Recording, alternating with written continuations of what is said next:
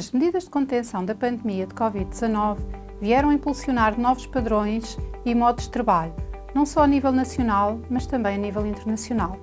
A nível internacional, devido à situação pandémica vivida, muitos trabalhadores regressaram a Portugal ou ao seu país de origem e estão a trabalhar remotamente para a sua entidade patronal, localizada em outro território.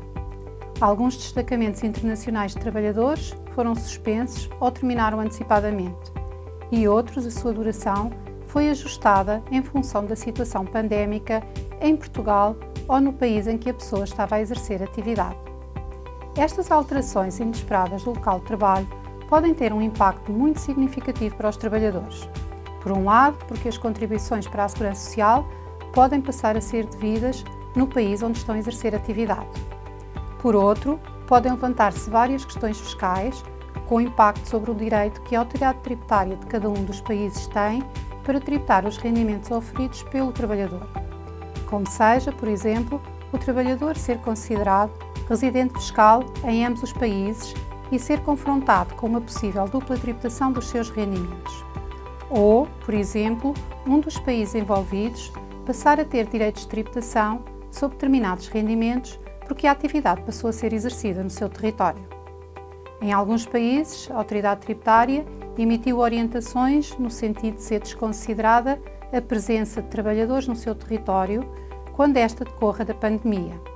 Em Portugal, até ao momento, a autoridade tributária ainda não se pronunciou relativamente ao tema, pelo que situações de dupla tributação dos rendimentos devem ser resolvidas através da aplicação das convenções para evitar a dupla tributação dos rendimentos assinadas entre Portugal e o outro país envolvido.